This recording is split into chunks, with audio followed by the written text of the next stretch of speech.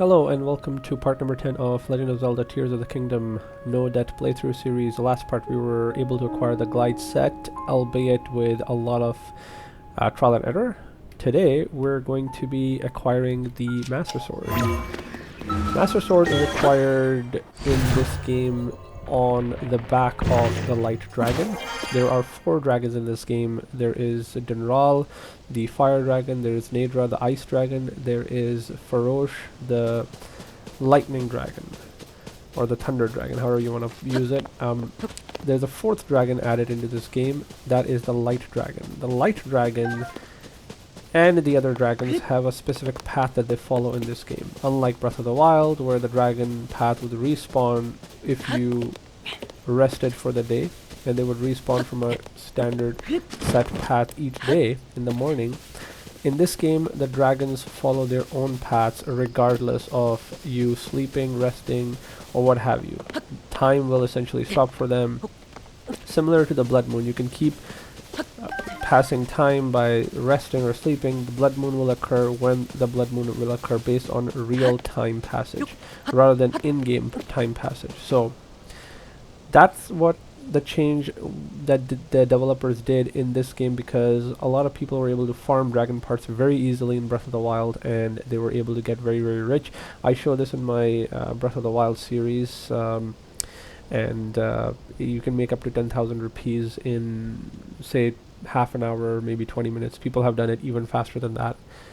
But so you can do that. So you can't do that here. Instead, the dragons just fly a standardized path. You will have to wait for them or catch them while they're flying in their path. So it's much more harder farming the dragons. The other issue is that once you farm a piece of the dragon, you cannot farm the dragon for about 10 minutes. So dragon farming works by either hitting the dragon with a weapon or using a bow and arrow to strike it and the dragon part falls down. You can do that in this game, same as the last one, but then for 10 minutes you can't use it again. And because the respawn mechanic by resting is no longer available, the 10 minutes in real time must pass, otherwise you will not be able to get the part. So there is the handicap. The good thing is that now you can ride dragons. You can actually go up close to the dragon and glide on top of it and sit and wait for 10 minutes to get the dragon parts that you want. Of course, you're going to have to just keep riding the dragon. Depending on the change in trajectory, you may fall. The weather changes, you may get zapped with lightning. And of course, depending on the dragon, say the General, it's too hot to sit on it. Nadra, you may freeze. And Farosh, you may get shocked. And then of course the dragons also go through the depths, the skies and everything, so the chance to fall off of them is great because they will become 90-degree vertical or horizontal, as the case may be. So the Light Dragon, so now the other thing is all 3 dragons follow a path from the depths to the surface to the sky. Generally, the 3 of the 4 dragons, Dunral, Nadra, and Farosh, they are following a very specific path. They give ample opportunity to the player to catch them. Light Dragon is a different issue. Light Dragon flies very high in the atmosphere. It's exclusively just flying in the Sky Island area. Not even in the Sky Islands. You cannot reach it from most of the Sky Islands. It's flying maybe twice as high as that. So the distance from the surface to the nearest Sky Island, say for example this one, it's like 1,000 meters or whatever, as it shows on the compass on the bottom right hand corner. It's going to be flying around 2,000. What I've found is that if you wait at the Great Sky Island, the Light Dragon's path will pass by right through here, and you can catch it as it flies by. The caveat to this is that you have to wait in real time up to 2.5 hours. I found this to be the best risk-free way to getting on top of the Light Dragon and retrieving the Master Sword on its back of the head, and then going about my way. The challenge, of course, is that you cannot rest and you cannot accelerate time in any way. But you cannot pause the game. You basically have to leave Link here like this, waiting like that. You can't do this. You can't set up a campfire here. You can't do any of that stuff. So those are some of the challenges that we have here. But the good thing is we just have to do this once and then we are done. Now the other thing that you can do is there's a quest associated with retrieving the Master Sword. It involves going down the depths and into this the Great Korok Forest. The depth part that you have to access through here, go underneath, and then find the Great Deku Tree. That's how you get to the Great Korok Forest. In this game, you cannot access it this normal pathway similar to Breath of the Wild. And then once you reach here, the Great Deku Tree is sick with gloom. There is a further chasm, or a cave, I suppose. Once you get to the heart of the Great Deku Tree, you jump down. There is a Gloom Hand fight and a Phantom Ganon boss fight. So that's the challenging part. At this point in time, I'm not prepared for that. I'll have to farm more stamina wheel, farm more bows, perhaps even farm some Lionel bows, some good gear, and upgrade it before I'm ready to take on the Phantom Ganon boss fight, just based on my skill level. So I'm not ready to do that. So that is a pretty hard quest. Once you're done with that, the Light Dragon, the quest will update and Light Dragon will fly at a lower altitude. So it's flying really high right now. Will fly lower and it will also be trackable. So there's going to be a quest marker tick which will track the location of the Light Dragon anywhere it is going, and then you can go ahead and catch it. The third way of doing it is by actually doing all these glyphs. You see a lot of glyphs here. I don't see it right now, but there's a bunch of glyphs all over Hyrule. Once you interact with those glyphs, like for example that one, that glyph right there, that looks like sort of like a toad. If I can get as close as I can without falling down. That one right there.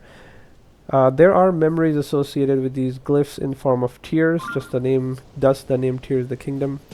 You can interact with these glyphs. There's I believe 12 or 14 of them, I forget. Once you've interacted with all of them, final memory scene will trigger and you have to go up this specific location. And there's going to be a final tier here. Once you interact with that, the Light Dragon will descend really low and you can actually catch it that way. You'll still need to be creative in trying to catch the Light Dragon using Zonai devices or using the Sky Tower. This specific island is a good spot. So if you're doing the memories, I would recommend unlocking the shrine here, getting that memory done, and then taking the shrine here and then gliding on top of the Light Dragon if you're doing the memory run method of catching the Light Dragon, because it will come really down low and it's a good storytelling scene as well, and that's how you should do it. I would recommend the first time. So those are three methods. I mean the fourth method, I mean I guess it's a corollary to the third method really. You could just try to figure out where the Light Dragon is based on just fast traveling across all of these sky islands and locating where the Light Dragon is. I did locate it in the last part or the part before that, and I identified that hey, there is a Light Dragon right there, but I didn't make any attempt to get to it because I didn't have 2 full stamina wheels. So that's how you can detect it. The problem is that it's still way too high. It's really hard to reach with any Zonai devices unless you have a lot of battery. So instead we're going to wait here. So the strategy is basically that we're going to be using the Zonai devices, the following ones. We'll use a steering stick and we'll use 2 fans. We'll combine them together to create sort of like a, it'll look similar to the glider that Green Goblin used in the Spider-Man movies, and then we will use that to get as close as we can to the Light Dragon and then mount it and then retrieve the Master Sword.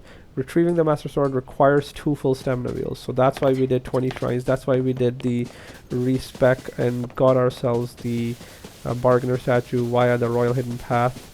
That's why we did all of these shrines as we did in the order that we did, and I felt it'd be a good playthrough. I could have done the shrines by going to the surface and doing them much easier, much more faster, but I felt that showcasing the entirety of the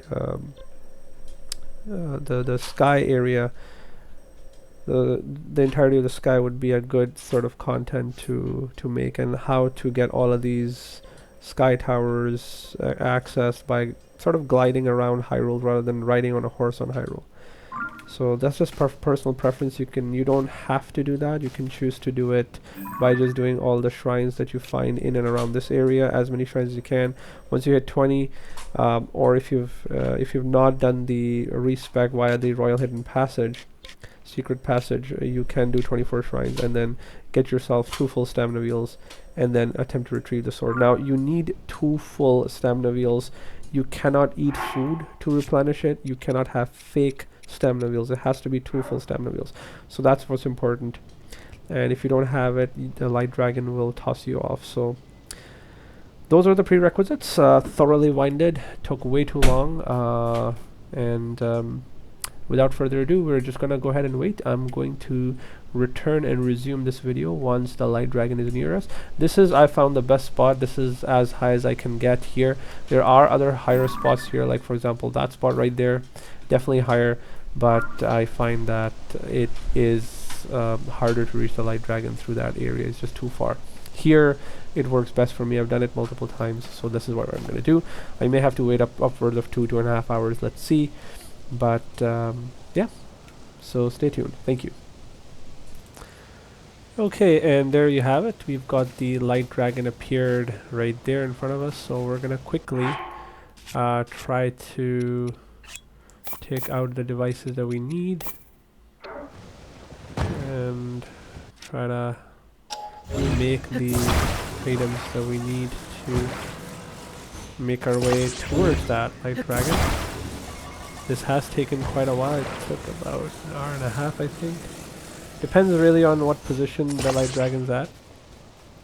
So you take the device, and it is very poorly designed, so it's gonna take me up. And then the next thing you can do is use this large zonai charge. Oops. Okay, it's taking me back, but that's okay. As long as I'm getting verticality, I should be okay. And I'm gonna mark the location there.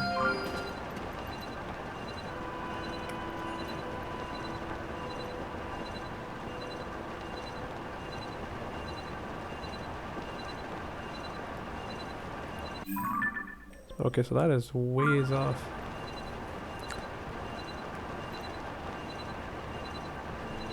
Trying to think right now if it would be a better idea to just... Yeah, so this is just taking me up.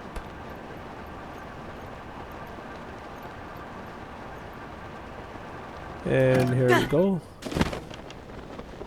Towards the light dragon we fly.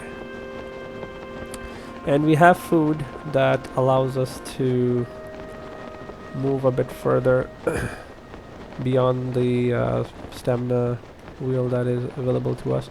So we are really high up in the air right now, and as we get closer to the light dragon, we will also notice that our stamina will be refilled on its own. That is because the light dragon emits a draft of air, which is stamina replenishing, I guess, to say, for a lack of a better word there. Okay, so it's already moved its position from where I originally marked it, and as soon as it gets right beneath me, I will drop.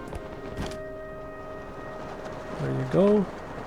And you see that blue, sort of yellowish blue tint there.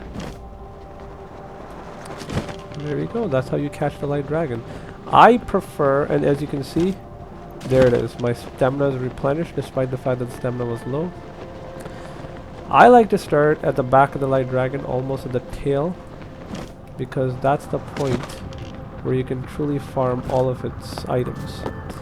This is what I mean when I say you can ride a dragon. You can get on top of it.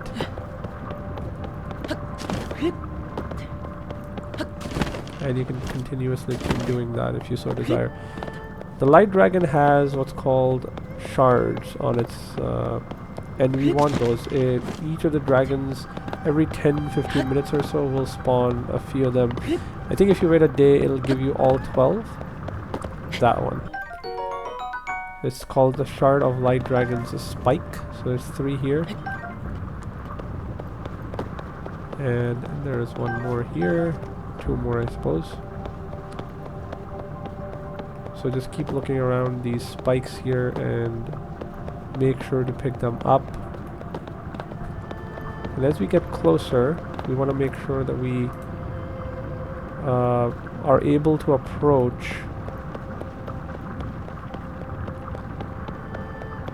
the horn set, the set of horns there.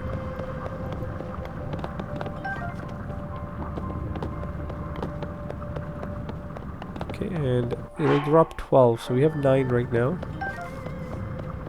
Oops. So 11, 12. That's the number we need. That's exactly what we need. And so that's basically it. That's, I would say, wait at the Great Sky Islands and then wait for the Light Dragon. And that's the main of the dragon, and that right there is the Master Sword. Kind of just waiting. How it got there, watch the memories, I would suggest. But basically the sword got teleported back in time, and then now it's on this dragon. I won't spoil it too much, but that's what it is. I prefer to get the Light Dragon's horn. That's the most valuable. May as well just use this. It'll break sooner or later. There you go.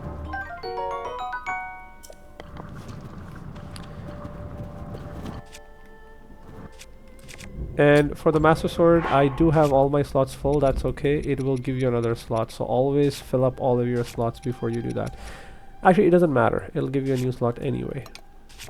Okay, and so without further ado, we will proceed to take the sword.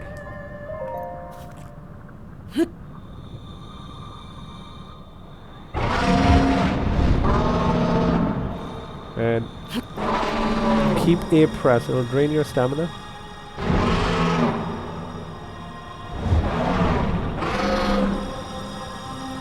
If you let go, you will be blasted backwards into the air, and you'll have to start this again.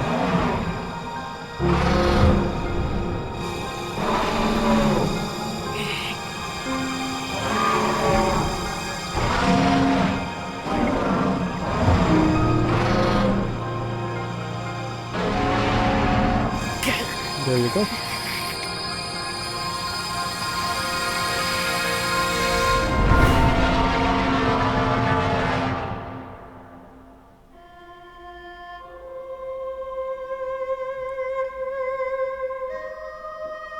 I love the melancholic melody that is playing as the Light Dragon takes flight. It's quite beautiful. A memory will play.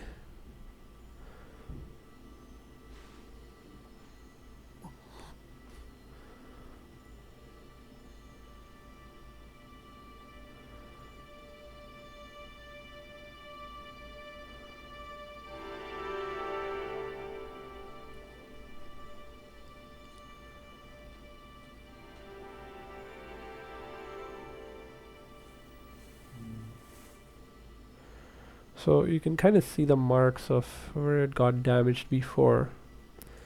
Go ahead and pull that.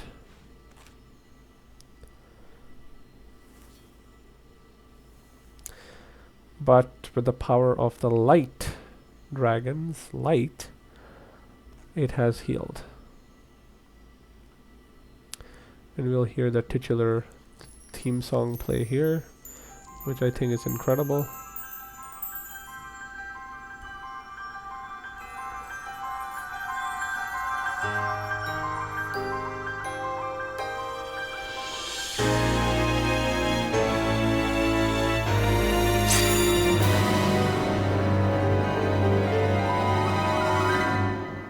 Not so interested in the memory. I'll pass by. Again, it's recorded. If need be, I can replay it and you can watch it. But this is the part I'm more interested in, just Link obtaining the sword. So waving it around is pretty cool. This weapon can also be fused with other weapons, so worth noting.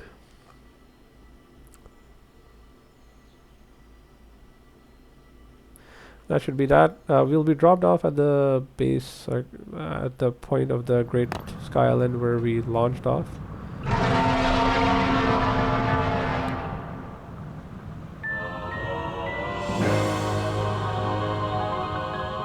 yeah, so the legendary sword that seals the darkness, its corruption was healed by the time with the light dragon. The blade gleams with a sacred luster that can oppose the demon king. So it's fully healed now.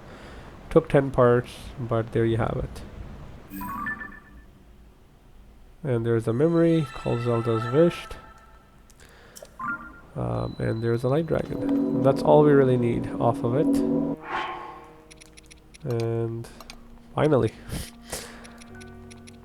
So there you have it. So we've got this, we've got the Hylian shield, we've got our sword and board ready. Now we need to make sure that we can get these weapons repaired and healed. For the Master Sword, it'll heal just over time in 10 real-time minutes after it breaks. For the Hylian shield, it's a little bit more different. We will have to complete some quests associated with Hatno village. Once we are done with that, we can buy the shield again. So, but that's not something we need to worry about at the moment. We've got great durability.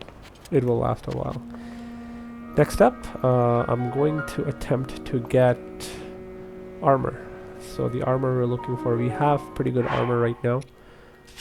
We have the glide set, which is pretty good. But we need something better. We need something which gives us 50% damage increase at all times. In Breath of the Wild, that was the Barbarian set for me. In this game, I'm gonna go for a slightly different set called the Fierce Deity set. It looks cooler, but in terms of its effects, exactly the same. And I believe it's a little bit easier to obtain than the Barbarian set, just because of where it's located. Having said that, it is harder to upgrade, but that's all good. I'm gonna go with a slightly different look in this game. So yeah. But more of that to come in a later video. So this is a little bit of a shorter one just because I had to skip all of that. Again, the waiting time can vary. The longest I've ever waited was 2.5 hours. So just be aware that it will take some time for the dragon to come up. Alternative methods I've already talked about to obtaining the sword. Through the Korok forest, or through the memories through the glyphs. Okay, and I'll leave it at that. Thank you so very much for watching. Have a wonderful day. Bye-bye.